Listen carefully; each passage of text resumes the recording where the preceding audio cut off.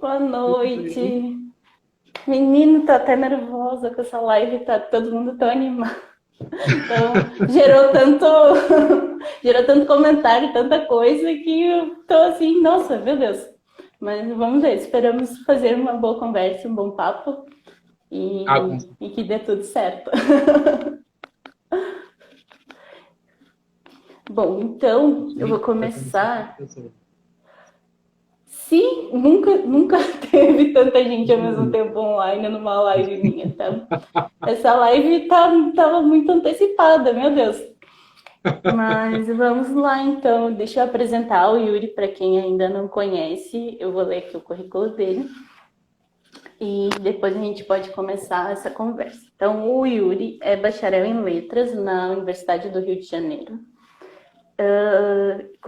Curso de especialização em edição e gestão editorial pela Unesp e pela Unital. Começou como profissional de texto em 2015, jurou de pé junto que seria professor e já deu aula de tratamento editorial em textos, já dá aula de tratamento editorial de textos há quase 2 anos, pretende continuar. Nas horas vagas, o hobby dele é culinária, principalmente confeitaria. Meu hobby é comer doces. Podem ver lá. E por último, mas não menos importante, é um dos coordenadores do Laboratório de Publicações Lima Barreto, que é o xodó dele. É, como vocês podem ver, um super currículo. Yuri já está aí há bastante tempo, né? Uhum. Falando com revisores, ensinando revisores, uh, Uhum. né? É, E então vamos lá para as perguntas que a gente tinha preparado, então, para a gente conversar. E manda bala. vamos nessa linha aí. Depois, quem quiser também fazer perguntas aqui embaixo do Yuri, em direção ao meu dedo, tem um cardzinho, uma caixinha em que vocês podem fazer perguntas. Se quiserem deixar perguntas lá, facilita para a gente depois responder. Uhum. A gente pode começar então contando um pouco sobre o trabalho lá no laboratório, que acho que Uhum. um projeto, né, de extensão da universidade Isso. e Então, que promove, né, a é, formação de revisores. então, vamos lá. Vou tentar ser sucinto, porque, como você falou, é meu xodó, então eu posso ficar aqui horas falando dele. O CELB, que é a sigla, né, pela qual a gente conhece o projeto, mas ele se chama Laboratório de Publicações Lima Barreto. É um projeto, hoje ele é um projeto de extensão, vinculado ao Instituto de Letras da UERJ, mas ele não foi um projeto de extensão esse tempo inteiro, por 2 anos e meio, os primeiros 2 anos e meio dele. Ele foi um projeto, acho que mais de 2 anos e meio, enfim, eu já me perdi em toda a trajetória do projeto.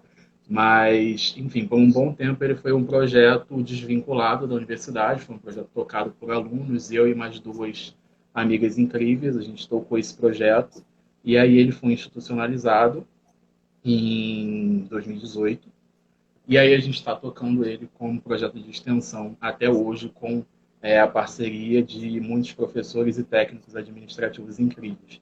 E o projeto, né, o objetivo do CELB é promover formação para revisores, para produtores editoriais, para designers e para profissionais do livro no geral, né? Então, a gente tem atuado nessa área desde 2015 e desenvolvido cursos, palestras, voluntariados e, enfim, publicações de todo tipo para poder contribuir para essa área que tem, né, tão poucos projetos desse tipo no Brasil, né? A gente está lançando um livro em breve sobre laboratórios de edição, né? E uma autora que vai fazer um mapeamento dos laboratórios de edição que existem no Brasil e, pela contagem dela, se eu vou, se eu me lembrar direito, são 6. Ela trata de 6. Existem um pouco mais, né? Mas para um país de dimensões continentais, 6 projetos, né? É muito pouca coisa. Então, é bom que a gente faça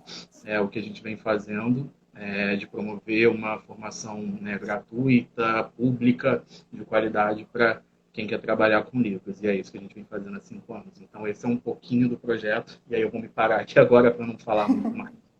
Mas dá um exemplo de alguma publicação que vocês tenham feito, se já fizeram, como foi isso. Tá. Eu acho legal contar pelo menos um pouquinho assim de algo feito pelos estudantes, se já foi feito, se está sendo feito, como é isso. Sim. A gente fez o nosso primeiro livro, primeiro e único, né? Agora a gente vai lançar o segundo, mas o nosso primeiro e único livro foi resultado de um concurso literário na UERJ. E aí a gente recebeu o resultado lá e os textos que foram vencedores e fez uma publicação desses textos que foi inteiramente produzida por alunos. A gente imprimiu até, eu tenho uns 50 exemplares aqui em casa ainda de estoque. E essa publicação foi inteiramente produzida por alunos. A gente tem um PDF no Isso, na página do projeto, mas já é uma página antiga que a gente pretende recriar. Priscila Morandi está assistindo a gente, ela estava em parceria com a gente nessa época. Ela brigou o CELB dentro da editora dela e foi incrível nesse processo com a gente. E aí essa foi a nossa primeira publicação. A gente teve uma segunda publicação em que a gente conseguiu envolver alunos, mas não foi por nós, né? Foi publicado pela editora da UERJ. E aí é um livro que eu organizei junto com dois colegas incríveis, Mauro e Felipe, e a gente organizou esse livro que era sobre a situação da UERJ em 2017. A UERJ estava muito precarizada, a gente queria falar sobre a situação das universidades públicas em geral. E aí a gente convidou alunos para revisarem Pré do UERJ, né, nesse projeto. Então a gente pôde dar, né, eu penso assim, pelo menos um selo de qualidade de uma editora reconhecida. Então, inserir o nome deles na página de crédito de uma editora reconhecida. Então, foi algo que eu gostei muito de ter feito e acho que são esses dois exemplos assim, que eu posso trazer agora. Tem mais outras coisas, Sim. mas pode ficar para quem tem interesse no projeto e ir lá buscar a gente conhecer. A Sandra está perguntando, inclusive, se tem site aí. Já pode deixar para o pessoal conhecer. Tem perfil aqui no Instagram, já diz A arroba gente e tudo. a gente tem perfil nas redes sociais, então a gente tem Facebook, Instagram e LinkedIn, é sempre selb.lab, exceto no LinkedIn, que é selb-lab. A gente não tem site ainda, inclusive está sendo um rolê, porque a gente tem que ter um espaço para, né, hospedar o livro que a gente vai publicar, então a gente está correndo atrás de site, mas por enquanto a gente não tem site ainda. Sim. Infelizmente não é gratuito, né? Então tem que ver de onde vem Uhum. recurso e tudo. E É. é meio complicado. Uhum. Mas Exato.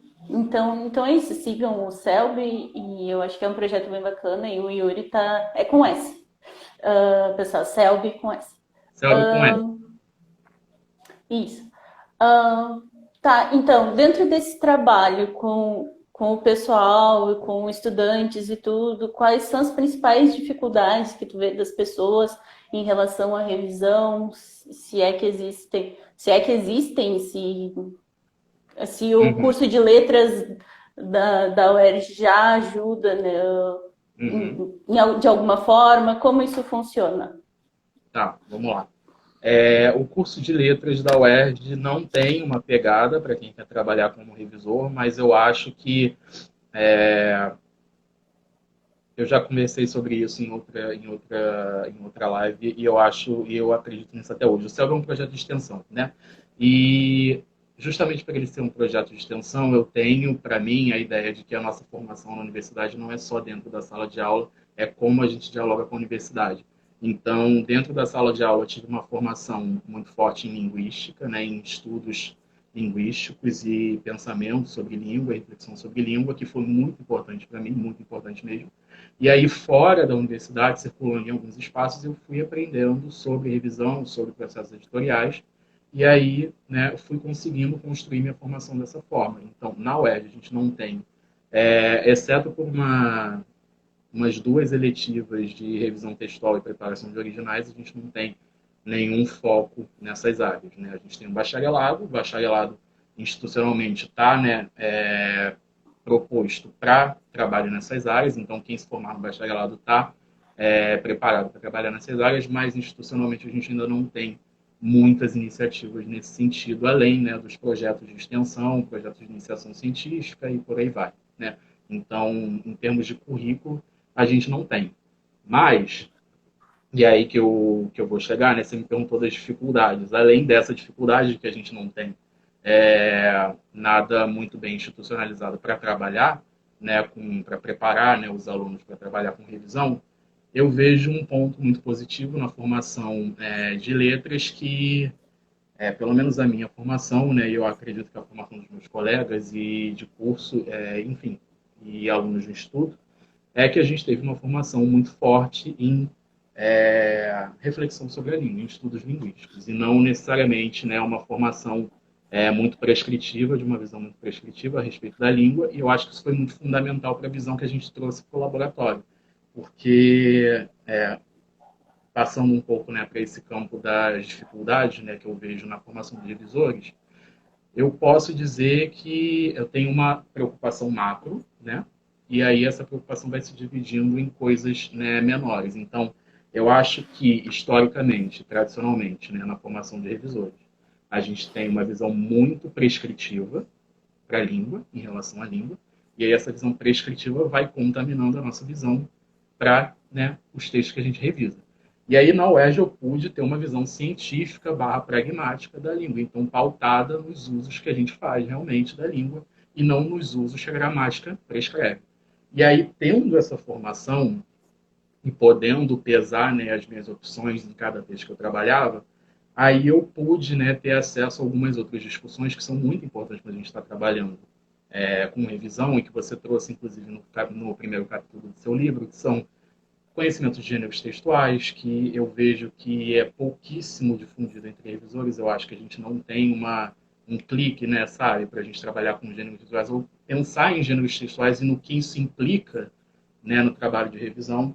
E mais ainda, pensar que gêneros textuais funcionam, né, de uma forma específica, então eles têm certas expectativas que o público que lê vai pôr sobre o gênero, e aí a gente tem uma ideia, né, de monitoramento estilístico, mais especificamente, que é o quanto que eu espero, né, que um gênero vá se adequar a um registro formal de escrita, né?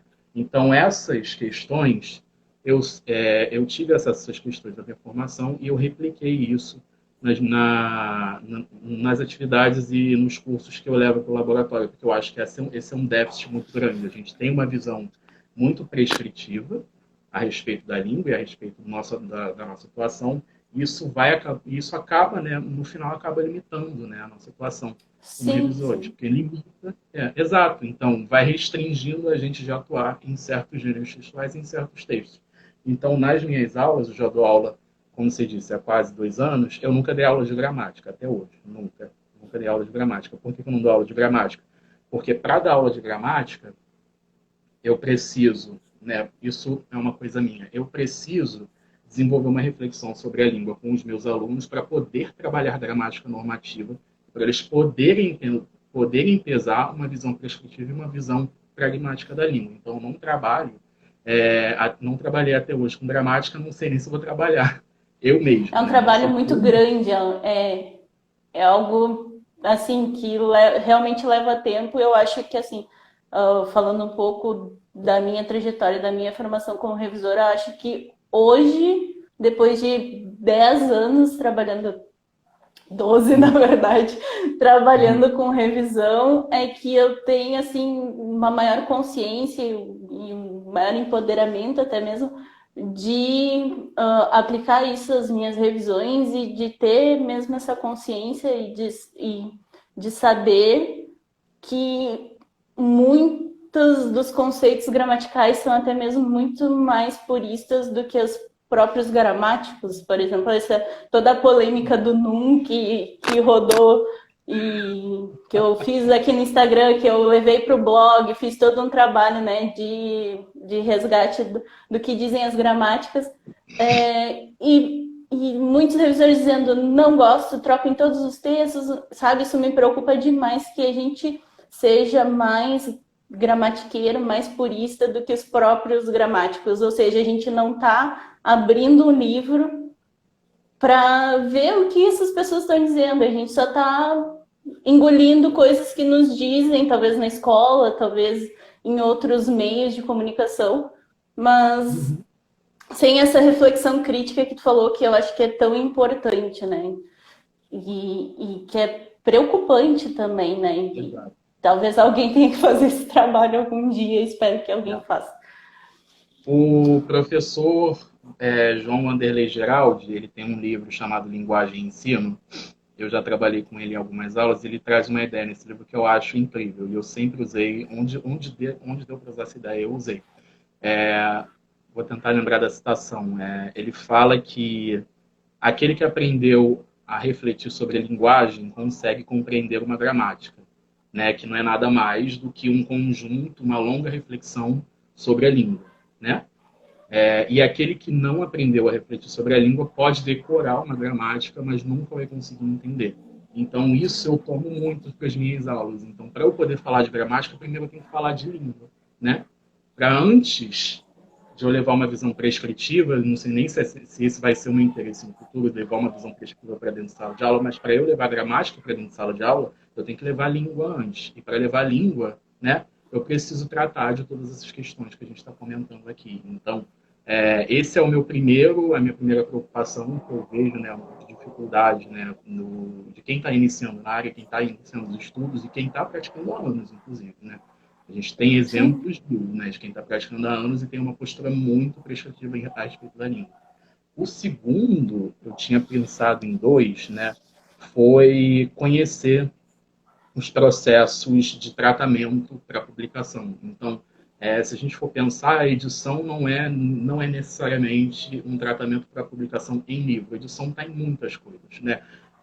Anteontem eu estava lendo um livro da Anelisa Ribeiro em que ela falava sobre edição no contexto de preparar uma aula, né? Então, edição, né, é um processo que está presente em vários lugares. E aí, se a gente pensar dessa forma, se eu tenho um processo de revisão, eu tenho um processo de edição, né? De alguma maneira, né? Em alguma forma, eu tenho um processo de edição.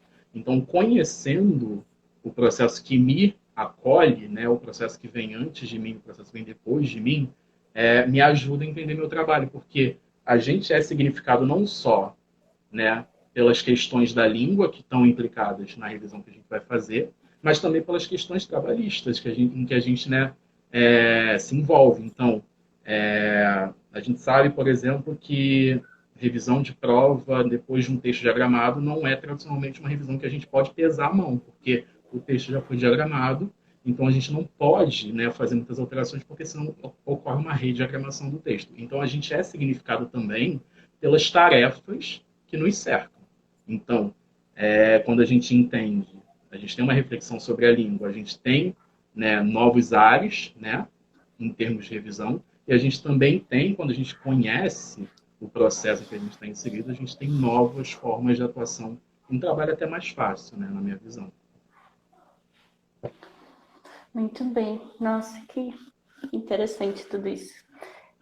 Dava uma live, acho, só sobre essas questões de como levar o entendimento gramatical para dentro de um texto, de como entender que a gramática normativa e a língua dita padrão são apenas uma das possibilidades, né, dentro de um universo muito mais rico, muito mais interessante, e que tem muita coisa para estudar ainda, né? Bom, a gente poderia falar isso ainda por muito tempo. Eu acho que os verdadeiros apaixonados pela língua não são aqueles que sabem se é com S ou com C cedilha uma palavra, mas quem realmente tem essa curiosidade de entender como a língua funciona, como tu falou, como são essas estruturas e como isso tudo se organiza, né, para existir comunicação, para existir arte, né, que é literatura, tanta coisa, chega a me arrepiar. Mas é isso. Outro livro também muito interessante que tem essa mesma pegada é Língua e Liberdade, do Luft, que é assim, uma obra sensacional que trata também dessas questões de entendimento, de como levar isso para uma sala de aula e tudo, embora também não seja professora. Eu recomendo demais, é um livrinho assim, curtíssimo. O Luft tem assim uma visão de língua, né, interessantíssima, vale muito a pena. E além dos dicionários de regência dele, conhecer um pouco das outras obras também, principalmente linguísticas, que são bem interessantes. Mas então, vamos lá, que a gente já tem 20 minutos, já está em 20 minutos e temos mais assuntos para conversar. Bom, eu acho que a gente já falou um pouco então das dificuldades, né, que tu nota também dos revisores e das principais deficiências na formação de revisores. Não sei se quer comentar um pouco mais sobre cursos, como tu vê os cursos que existem hoje, se tem sugestões, ideias de como poderia melhorar. Vamos lá. Eu fiz vários cursos ao longo da minha formação. Eu tenho só 5 anos, né? Desde que eu comecei a trabalhar com texto, eu trabalho há 5 anos com texto. Mas eu fiz vários cursos ao longo da minha formação. Eu contei isso até numa aula que eu dei no último fim de semana. Em 2016, eu ia falar 2006, olha que loucura. Em 2016, quando a UERJ entrou em greve, eu usei essa oportunidade, a UERJ ficou em greve por 6 meses praticamente, e eu usei essa oportunidade para fazer muitos cursos, né, de revisão de produção editorial, enfim, na área editorial no geral. E aí, eu penso que 2016 foi assim um boom, né, da minha formação, porque eu pude entrar em contato com muitos conteúdos e muitos professores diferentes de várias áreas e de formações diversas e que me ensinaram muito. O que eu percebi, né, ao longo desses anos, né, fazendo cursos e, enfim, lendo livros da área e tal, é que falta, é o que a gente vem conversando, falta para a gente uma visão pragmática da língua. Porque vou pegar a minha formação como parâmetro, né? Comecei em 2015. Em 2015, eu estava no segundo período da faculdade, né? Eu estava no segundo período de letras. E aí eu consegui um estágio em um centro de filologia, lá da UERJ, Centro Filológico Cláudio Monteiro, sagrado, eu adoro esse centro, é incrível. Ele me formou como revisor, os professores que coordenam lá, incríveis professores, e me formaram também como profissional. E aí eu entrei no Cefil, né, como a gente conhecia ele, Cefil, fazendo revisão de texto, né, revisão de texto acadêmico, que é um texto formalíssimo, como a gente sabe. E aí, como eu estava no segundo período da faculdade, eu ainda tinha uma visão muito ensino médio, né, de língua. Então, eu tinha uma visão muito restrita do que é língua. E eu fui aplicando isso na minha revisão. E como eu estava trabalhando em texto formalíssimo, cabia, e eu não tinha nenhuma outra reflexão, né, sobre língua naquele momento. Conforme eu fui avançando na minha formação, na minha graduação, eu fui percebendo que, né, conforme eu fui tendo contato com discussões dentro da linguística, né, e dentro da análise do discurso, que é a minha área de pesquisa hoje em dia, eu fui percebendo que, para trabalhar com texto, eu tenho que trabalhar primeiro com língua. E para trabalhar com língua, eu não posso ter uma visão, eu não posso entender que a língua pode ser resumida dentro de uma gramática. A partir do momento em que eu entendo isso, a minha formação ficou muito mais plural. Então, eu vi revisão onde nem se falava de revisão, né? Eu vi revisão em discussões de sociolinguística, eu vi revisão em discussões de análise do discurso, que são próprias a mim, né? E aí eu vi revisão estudando texto jornalístico, de alguma forma. Então, a partir do momento, né, que eu entendo que revisão não é necessariamente uma atividade normativa como foi tradicionalmente, a minha formação, né, como revisor vai se tornando muito mais plural, porque eu vejo como mobilizar conhecimentos de outras áreas para o meu trabalho, né? Então, isso é importantíssimo. Agora, a gente veio falando aí, eu vi até uma pergunta aí do pessoal sobre o NUM, né? E você chegou a comentar rapidinho sobre ele. Eu não vou entrar no NUM aqui, pelo amor de Deus. Eu sou pró-NUM, tá? Que fique bem claro. Sou pró-NUM. Mas eu não vou entrar nessa discussão. O que eu posso falar é que, e a gente ficou discutindo isso, né, por direct, né, de onde vem essa ideia de que o NUM é informal. A gente pode pensar, né, isso não está em nenhuma gramática, nem que a gente tenha referência, né, pelo menos eu nunca encontrei, você nunca encontrou, imagino aí, né, quem está assistindo a gente nunca tem encontrado, mas é uma ideia que circula, né, uma ideia que circula, e a gente tem que pensar que as nossas instituições, instâncias reguladoras da língua não são só a gramática, como a gente pensa. A gramática é a clássica, né, a instituição reguladora da língua. Mas a gente tem também dicionários. Oi? Sim. Aliás, eu também queria só brevíssimo a gramática é um instrumento de normalização linguística, porém não tem força de lei. Aquilo são estudos que pessoas que dedicaram suas vidas a fazer colocaram no papel, né? Então, assim como dicionários, são estudos, são recomendações, não são lei, ou a única lei linguística que a gente tem no Brasil é o Acordo Ortográfico da Língua Portuguesa, então a única coisa regulada por lei é a ortografia. As outras questões são indicações, são caminhos feitos por estudiosos da língua, né? Que às vezes nem são tão estudiosos assim, né? Que às vezes é mais cópia da cópia. Mas, enfim, a gente, né, tem como pesquisadores que dedicaram suas vidas àquilo. Mas pode continuar, desculpa. Isso. Vamos lá. Não, foi ótima a contribuição. A gente tem essas instâncias reguladoras da língua, né? Então, a gente tem a clássica, que é a gramática, né? Mas a gente tem também dicionários, né? Manuais de dúvida, guias de dúvida, né, da língua portuguesa, imprensa, escolas, né, e a Academia Brasileira de Letras, né. Essas são algumas, não são todas, né. Mas aí, pensando, né, nessas instituições, o meu palpite é de que essa ideia do NUM veio, né, provavelmente de um manual de redação jornalística, que é tradicionalmente, né, pelo menos eu já trabalhei com vários manuais de redação jornalística, eles são tradicionalmente muito formais e muito restritos em relação à língua.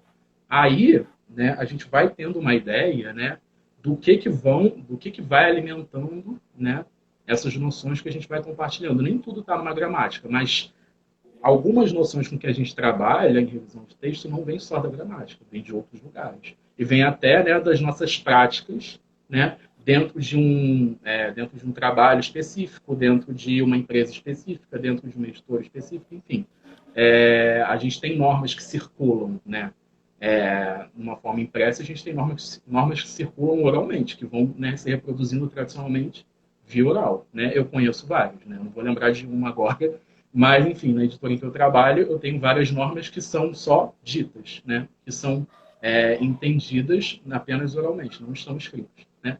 Então, quando a gente pensa dessa forma, a gente vai tendo, né, algumas pistas de onde vem essas ideias que são, né, meio descabidas em relação à língua. Quando a gente tem uma gramática, que é o maior instrumento, né, de normalização das línguas, que não fala em nada disso, como é que a gente pode, né, eleger um instrumento que é mais normalizador que uma gramática? Não tem como, né? A gramática é um instrumento mais normalizador por excelência. Então, a partir do momento que uma gramática aceita ou que uma gramática permite, né, e por mais que eu tenha críticas aqui, pessoais, né, ao uso de gramáticas como referência o tempo inteiro, né, por mais que eu tenha críticas a isso. Apesar disso, quando uma gramática permite, é regra, né, não é mais erro, né, erro, entre aspas. Sim, não é inadequado, digamos assim. Mas aí a gente entra em outra discussão, que é o normativo se é adequado a todos os textos? Não é, né? A gente sabe que é limitado. Mas outra coisa que eu queria dizer, deixa eu lembrar. Assim, já que tu tá falando em gramática e tudo, então conta pro pessoal que, assim, é uma pergunta que as pessoas amam fazer, quais são as tuas referências, quais livros tu usa, qual livro não sai da tua cabeceira, tu dorme abraçado em qual gramática. Conta aí pra galera que eu tenho certeza que o povo vai amar. Tá, vamos lá. Eu separei aqui do meu lado, eu vou pegar, tá? Falando de gramática, vou indicar uma gramática aqui, ou melhor, vou indicar uma linguista que, né, por coincidência, você já indicou também, Maria Helena de Moura Neves. Minha deusa, eu consulto Maria Helena de Moura Neves o tempo inteiro. Por quê que eu estou indicando esse, para quem não viu, Guia de Uso do Português, Maria Helena de Moura Neves? Por que eu indico Maria Helena de Moura Neves? Porque nesse livro que ela escreveu, esse Guia de Uso do Português, olhando para ele, né, de relance, assim, sem pensar muito, a gente pode achar que é um livro, né, prescritivo, como qualquer guia de dúvidas, né, de português. O grande trunfo da Maria Helena nesse livro está no subtítulo, que está escrito aqui, ó, confrontando regras e usos. O que Maria Helena vai fazer aqui? Ela vai trazer as lições normativas Então, ela vai informar quem consulta da lição normativa e do que a tradição gramatical prescreve para dados casos. E ela vai trazer usos que já são consagrados na língua, que estão presentes nas nossas variedades de prestígio, né? Ou que alguns autores chamam de norma culta, né? É importante diferenciar. Norma culta não é a mesma coisa que norma padrão, né? Cientificamente, são coisas diferentes. Então, ela vai trazer, né, esses usos que já são das nossas variedades de prestígio, são as variedades urbanas, né, e letradas. Ela vai trazer esses usos e vai confrontar, e vai colocar a questão para a gente, né? A gramática recomenda isso, a gente tem isso aqui que já está consagrado, né, em termos de língua dentro do Brasil. E aí? Decida. Ela não recomenda nada. Ela mostra para a gente, isso aqui é a gramática, isso aqui é o uso real da língua, né, consagrado. Decida por você mesmo. Então, esse livro aqui, né, ele é incrível justamente por isso, porque ele me permite trabalhar com vários gêneros, ele se encaixa, né, no meu trabalho com vários gêneros textuais, porque ele não me diz o que fazer. Ele me mostra o que acontece.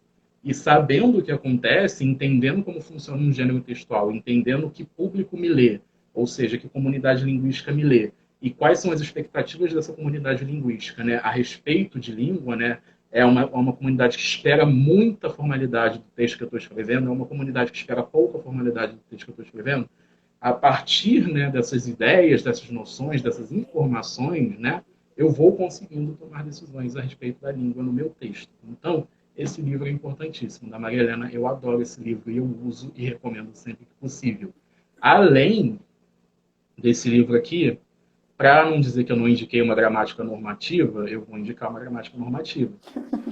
Tem uma gramática, eu não estou com ela aqui do meu lado, mas é Gramática da Língua Portuguesa Padrão, da Amine Bonanhawi. Não sei se é assim que pronuncia o nome dela, mas o título é Gramática da Língua Portuguesa Padrão e é publicado pela Eduz, com uma capa vermelha. Eu adoro aquele livro. Por quê? Apesar de está escrito ali no título, né, Gramática da Língua Portuguesa Padrão, a Amine, né, ela vai fazendo algumas tensões, né, na nossa tradição gramatical. Então, por exemplo, né, alguma coisa que vários revisores vão implicar, ela admite o uso de onde para lugares que não são físicos, o que já é uma grande polêmica, se a gente for pensar na nossa tradição gramatical. Ela vai dizer que colocação pronominal tanto faz, né? Graças a Deus. E aí ela vai trazendo umas ideias que são muito inovadoras, né? Comparando com a nossa tradição gramatical, e que podem, né, trazer um contraponto a essas visões que a gente vê tanto por aí. E justamente porque ela se chama Gramática da Língua Portuguesa Padrão, ela tem mais força, né? Mais força para quem é purista, para quem tem uma visão fechada de língua, do que um livro de linguística, um livro que se propõe reflexivo, né? Então ela tem muito mais... E o próprio corpus dela, né? O próprio exato. corpus dela também dá uma legitimidade, porque ela trabalha muito com textos formalíssimos, né? Com texto de leis e do direito, tudo isso, né? Um corpus bastante que exigiria bastante formalidade, bastante norma, né? Então é um peso a mais, assim. E para mim a regra de colocação pronominal é a coisa mais inútil que existe, porque não interfere em sentido, não faz sentido, é uma questão, né, prosódica, sabe? Porque a colocação pronominal para mim não sei por que existe isso. E por que as pessoas se preocupam tanto com isso também. Mas, enfim. Então, aí já tem as recomendações de livros do Yuri. As minhas estão sempre lá no IGTV. Tem um vídeo, 5 minutos, rapidinho. Eu mostro todos os livros aqui que eu uso mais no dia a dia, né? Gramáticas, manuais, dicionário, tudo. E sobre o guia de usos, que só queria comentar que ele poderia até ser maior, se a Maria Helena um dia tivesse tempo para expandir, porque ele realmente é muito bom. E eu gostaria de encontrar mais coisas nele. Às vezes eu vou lá procurar e tudo... não trata disso, mas eu sei que como ela iria tratar e como me ajudaria se tratasse. Então, gostaria que fosse maior, mas ele sim é excelente. traz muita coisa boa. Também tem um corpus bastante variado de texto jornalístico, principalmente, né? Para quem trabalha com jornalismo, bastante interessante. Acho que isso é legal de a gente observar sempre. Se eu estou revisando literatura moderna, procurar materiais que trabalhem com literatura moderna, né? É raro, mas talvez tenha aí alguma gramática que já tenha se proposto a fazer isso. Se eu estou trabalhando com textos jornalísticos, qual é o instrumento que tem corpus nessa área? E assim por diante, sabe? Porque aí a gente casa as coisas, né? A gente consegue perceber mesmo que as gramáticas não explicitem isso, né? De as nossas lições são baseadas em um tipo de texto específico, né? Elas se propõem a ser gerais, mas a gente percebe pela escolha do autor que aquele tipo de linguagem é o que ele está considerando no momento como padrão para dali, né, derivar suas regras. Então, uma coisa é sempre observar. Se a gramática está usando literatura clássica, até onde essa literatura clássica pode me ajudar com textos contemporâneos. Se a gramática está dando exemplo de jornalismo, como ela vai poder me ajudar no texto de receita de bolo? Não sei. Estou inventando aqui. Mas ter essa visão crítica, né, também é interessante e pode ser útil. Até porque as nossas gramáticas, né, se a gente pensar, elas se pautam numa língua literária do século XIX, né? A maioria das nossas gramáticas, a nossa tradição gramatical, se a gente for parar para analisar, se pauta no século XIX, ela para ali, não avança muito mais que isso. Então, o modernismo, cadê? Não existe, né? Não existe. E tudo que o modernismo levou à frente não existe nas gramáticas, elas param, né? A maioria delas param no século XIX. Então, é bom a gente ter essa visão crítica realmente para os textos que são trabalhados, porque aí a gente tem uma visão, né, do que está sendo, do qual, de que usos linguísticos e de que época a gente está partindo, né? E isso vai dizer muito, né, de como a gente pode usar essa gramática. Exato. Porque as lições que estão ali na gramática por um texto do século XIX, imagina aplicar tudo aquilo ali 100% num texto para rede social. Simplesmente não vai conversar com o público, né? Então, tem que ter essa ponderação, senso crítico, sempre analisar o material que tem na mão para saber se aquilo pode se aplicar ou não. Claro, se for, por exemplo, questões de pontuação, talvez isso não vai interferir tanto, né? Então, sempre balancear e adequar. Isso. Vamos ver. Sim. Na tua opinião, como aprender questões de revisão editorial pode ajudar em outras áreas da revisão? Tá, vamos lá. Se é que pode. Se a gente parar para pensar, né, a revisão editorial, ou a gente parar para pensar no processo editorial, né, no geral, é um processo que já data de milênios, no mínimo, né?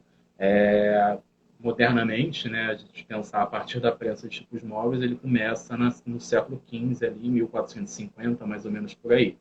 E aí a gente vai tendo, né, vai desenvolvendo o que a gente vai conhecendo hoje como processo editorial. Isso significa, né, que a gente tem uma extensa produção de conhecimento do que é revisão, né, no processo editorial, e a gente tem muitas referências que vão servir, né, pensando em língua mesmo, né, que vão servir para a gente, que servem principalmente para quem trabalha com texto editorial, mas vão servir para quem trabalha com os tipos de revisão. Então, revisão publicitária ou revisão acadêmica podem beber dessas fontes. E aí, o que eu quero dizer com isso? Porque a gente tem uma história, né, muito antiga, né, de revisão editorial e de processos editoriais no geral, a gente tem também uma tradição muito regrada. Então, a gente tem uma tradição de muitos instrumentos e materiais de trabalho que vão normatizar os usos, né? E aí eu não estou falando de língua especificamente, eu estou falando, né, isso, exatamente. Estou falando de coisas de medida, enfim. Enfim, esses padrões, né, que a gente conhece por aí. Então, quando a gente tem essa longa, né, essa extensa, né, tradição, né, essa produção de conhecimento né, nessas áreas, né, que vem especificamente na produção editorial e na revisão editorial, a gente pode se apropriar delas em outras áreas. Então, a revisão acadêmica, né, ela bebe muito, né, das fontes, né, de materiais, né, de manuais de redação jornalística e de livros, né, de apoio, né, de revisão que vão trazer padrões, né, que já são, né, antigos, né, na área. Então, a gente tem, por exemplo, aquele livro clássico lá do Ildete alguma coisa, né? Eu esqueci o sobrenome dele, né? O livro Preparação e Revisão, né? Que tem várias normalizações ali que a gente usa ainda hoje, né? E aquele livro foi publicado na década de 80, né? Praticamente. E tem ainda a construção do livro, que é excelente, principalmente Exato. para preparadores, né? Exato, construção do livro também. Então, a gente tem, né, essa produção de conhecimento aí que vai servir para revisões de outras áreas. Então, a revisão publicitária, eu não sei se pode tanto, né, beber dessa fonte, mas a revisão acadêmica, com certeza, consegue beber dessa fonte. E aí, né, pensando nisso, né, a gente consegue mobilizar esses conhecimentos que foram produzidos na área de revisão editorial para outras revisões. Então, eu vejo que a gente consegue contribuir, né, dessa forma, compartilhando conhecimentos, né, com colegas que fazem revisão em outras áreas. Então, eu penso, né, que justamente por causa desses instrumentos de trabalho, né, nesse sentido, né, de instrumentos de trabalho que foram produzidos historicamente, e uma área que é muito regrada, né, então pode contribuir, né, para o nosso trabalho em outras áreas. Mas, além disso, a gente pode pensar também, né, que a gente tem uma história de reflexão sobre o texto que vem muito de livros impressos e não vem tanto, né, de áreas como publicidade. Publicidade surgiu no século passado, né? Não tem muita história, né, para contar ainda sobre publicidade. E, enfim, a nossa tradição acadêmica de publicação também é muito recente, aqui no Brasil, pelo menos, né, pensando aqui no Brasil. Então, quando a gente tem essa produção de conhecimento, né, de análise de texto, ela se pauta muito em livros impressos. Então, quando a gente, né, analisa isso e vai trazendo isso para as nossas áreas, a gente tem outras fontes, né, que podem ser úteis no nosso trabalho. Sim. O que eu vejo assim, por exemplo, quem está acostumado a revisar literatura ou quem está acostumado a revisar publicidade, tem aí uma interface bastante grande de que pode, né, se tocar de conhecimentos, né, e também de travas, de freios, né, de não querer deixar o texto reto, de acordo com a norma padrão, essas coisas assim. Então, pode aproveitar nesse sentido. Também de procedimentos.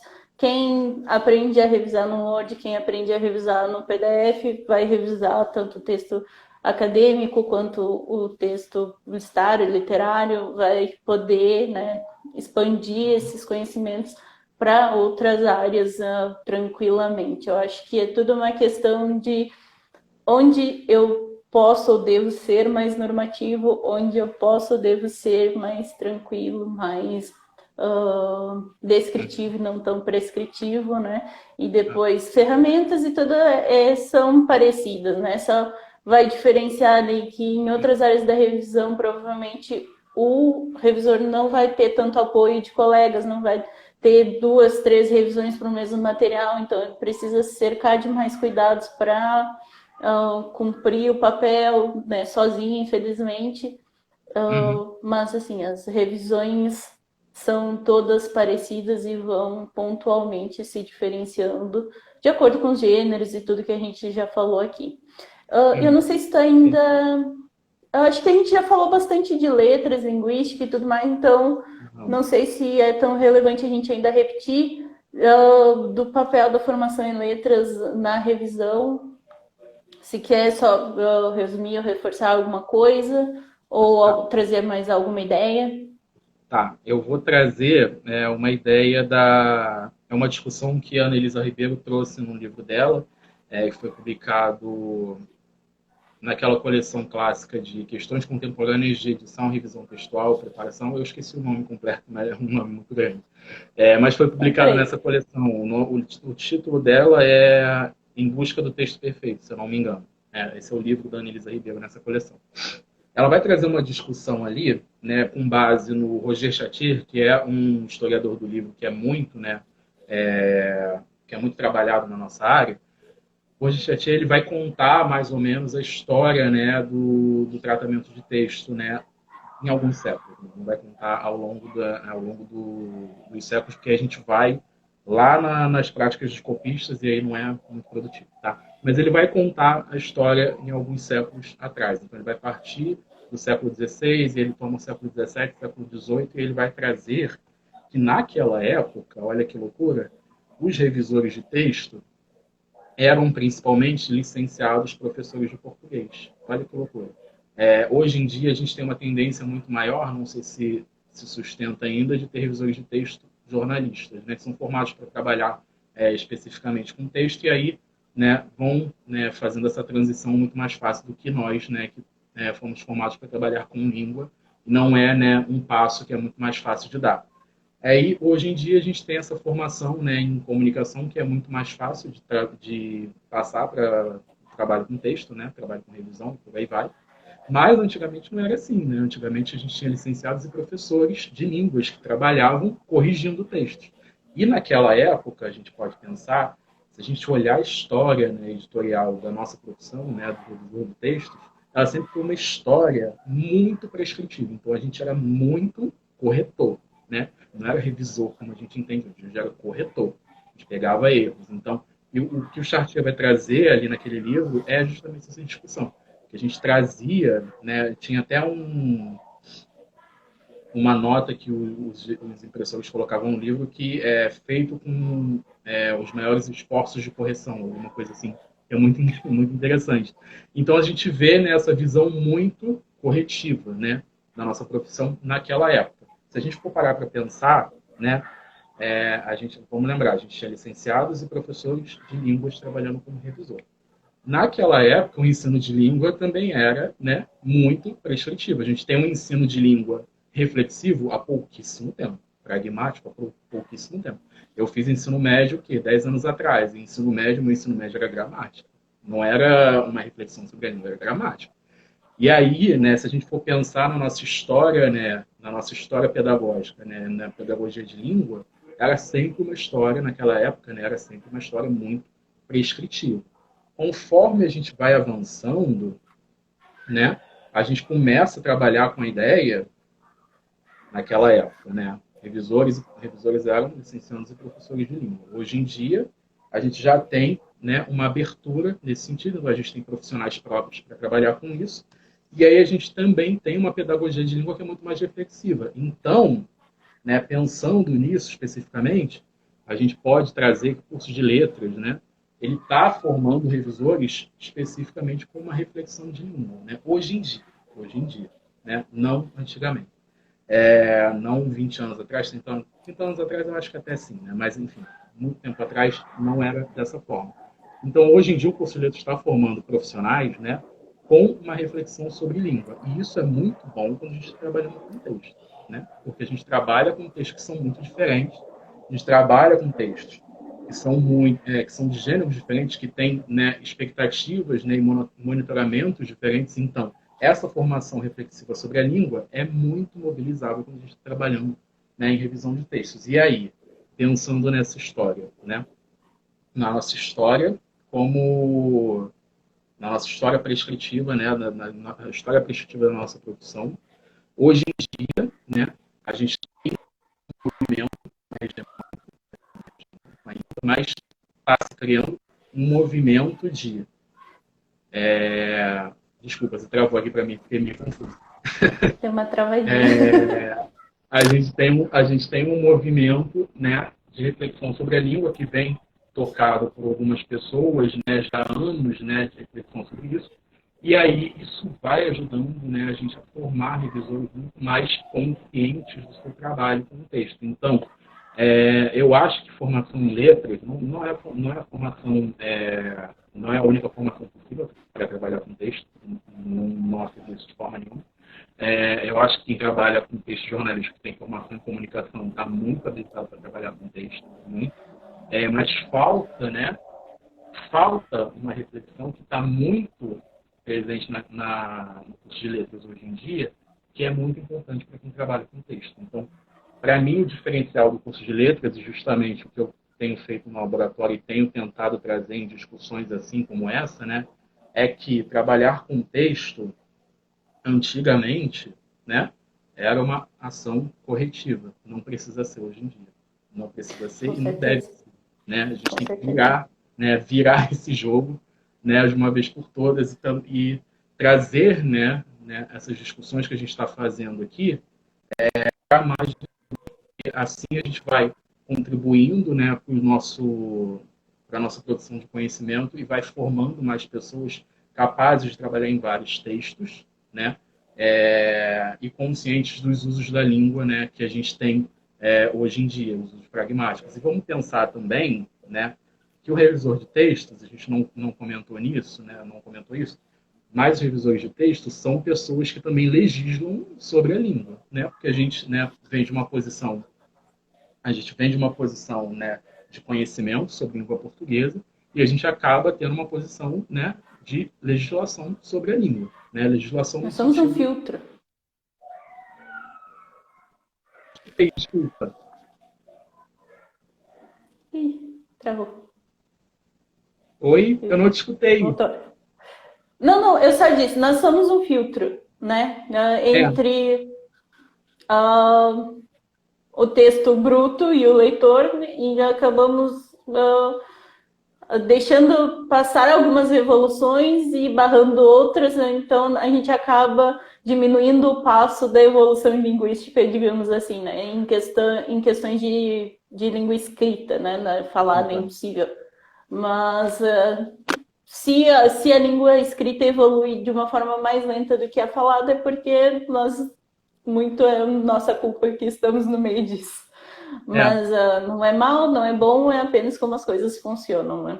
é. E nosso tempo já está acabando, então não sei se Ai, a meu gente Deus. pode. A gente pode dar uma olhadinha nas perguntas aqui, eu vou ficar com carão, porque eu vou ter que chegar mais Mandem perto perguntas. do celular e eu sou míope, não enxergo. Então, deixa eu ver se tem alguma coisa que a gente não tenha tratado. Tem muito comentário. Meu Deus. Uh, Ai, Deise, adorei seu comentário.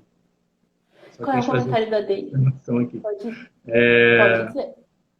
Sou formado em jornalismo e sentia falta de um estudo profundo da língua. Agora estou quase me formando em letras no Cefet e mudou minha vida profissional. E o Cefet Olha é um aí. grande centro de formação em produção editorial e edição. Então é uma referência para quem quer trabalhar na área. Acho importantíssimo. É isso que a gente está falando, né? Quem tem formação em jornalismo não necessariamente não sabe trabalhar com texto, sabe, mas com habilidades específicas, que são habilidades diferentes de quem veio de uma formação em letras. Tem uma habilidade um pouco mais reflexiva a respeito do texto, né? Você pegou alguma Sim, pergunta? e quem.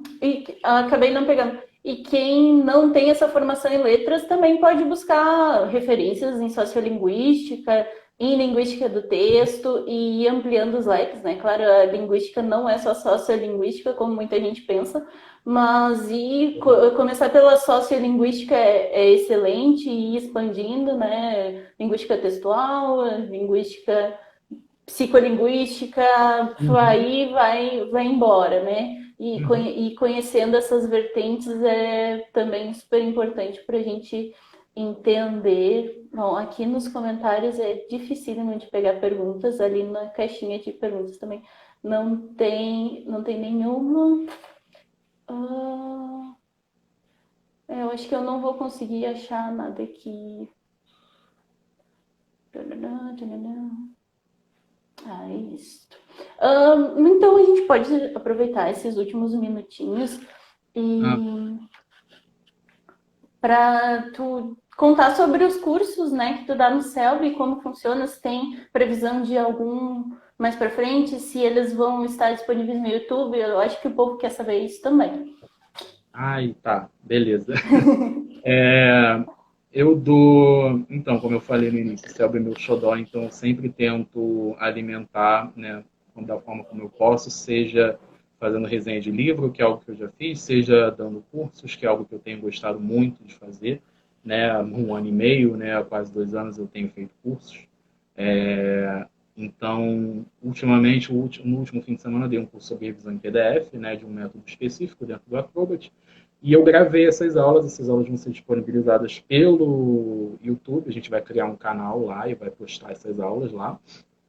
Além disso, a gente tem uma live agora quinta-feira falando de tradução, com outro dos nossos coordenadores, o Davi Pessoa, incrível, que está assistindo aí, inclusive, a live. Quinta-feira ele vai conversar sobre tradução com outro tradutor e também professor da UF, né, Universidade aqui do Rio de Janeiro. Além disso, eu dei um spoiler na minha aula, antes de dar um spoiler. A gente tem um curso de design editorial que vai ser oferecido pelo Ronald, que é do Arquivo dos Livros, que é um projeto da UF também, parceiro nosso, e pela Marina, que é bolsista do nosso projeto em Designer Incrível. Eles vão dar um curso sobre prática de diagramação. Inscrições encerradas, desculpa, gente. 250 vagas acabaram em um dia, né? Mas, para quem não conseguiu inscrição nesse curso, acho que eu posso dar o spoiler aqui. Eu estou pensando, montando um curso com uma designer aqui do Rio de Janeiro, Aline Halu. A gente está pensando um curso de design editorial especificamente para revisores. Então, olha, que legal. A gente quer fazer retomar, né, as nossas preocupações tradicionais, né, com respeito à composição do livro, né, quando a gente está trabalhando em revisão de prova. Então, o que é uma viúva, o que é uma órfã, o que é uma linha enforcada, sequência de hífens e por aí vai. Preocupações gráficas, né, que a gente tem tradicionalmente na produção de livros. E aí expandir um pouco esse conhecimento e trazer um pouco mais de design editorial, um conhecimento, né, que a gente pode aplicar quando a gente estiver trabalhando em provas impressas ou em provas em PDF também. Então, quando a gente lançar esse curso, acho que vai ser esse ano ainda, não vou dar previsões, acho que vai ser esse ano ainda.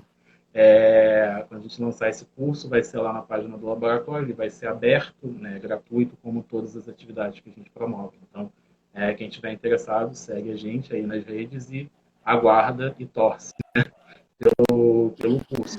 Além disso, alguma aula para falar um pouco sobre o que a gente tem falado aqui também, que foi algo que o pessoal gostou. Enfim, me pediram para falar sobre como começar os estudos na área de revisão, e aí temos 2 minutos. Todo mundo queria uma live, né, sobre isso, todo mundo quis, e aí vou fazer uma live também no futuro sobre isso. Mas então, são esses os nossos projetos em andamento. Show de bola. Para quem está perguntando, os comentários vai dar para ver aqui no Instagram. As lives eu geralmente subo também no YouTube, se o Yuri me permitir que eu suba a imagem dele lá, eu subo. Então, sim, a live, se eu não me engano, agora dá para salvar no IGTV e fica para sempre, se não é aquelas 24 horas de praxe. Vou ter que ver isso. Depois que mudou, acho que eu não fiz mais live, então eu não tenho certeza. E é isso, então, muito obrigada a todo mundo que participou, todo mundo que, né, antecipou esse momento. Eu achei muito legal. Geralmente eu falo mais sobre carreira, né, sobre outros aspectos, empreendedorismo e tudo mais, e falar sobre linguística, sobre língua, também é algo que me toca muito e que eu gosto de fazer e acabo não fazendo porque às vezes acho que eu até não sou tão qualificada para isso. Mas foi muito bom esse papo, fiquei realmente feliz e espero poder te encontrar mais vezes aqui, Yuri. Muito obrigada por ter aceitado e vamos fazer aí mais conteúdos juntos, talvez. E é isso, assim, muito obrigada, boa noite para todo mundo, um beijo. Obrigado, gente. Até a próxima. Um beijo para todo mundo. Obrigado, Carol, pelo espaço. Imagina. Adorei. Tchau, tchau.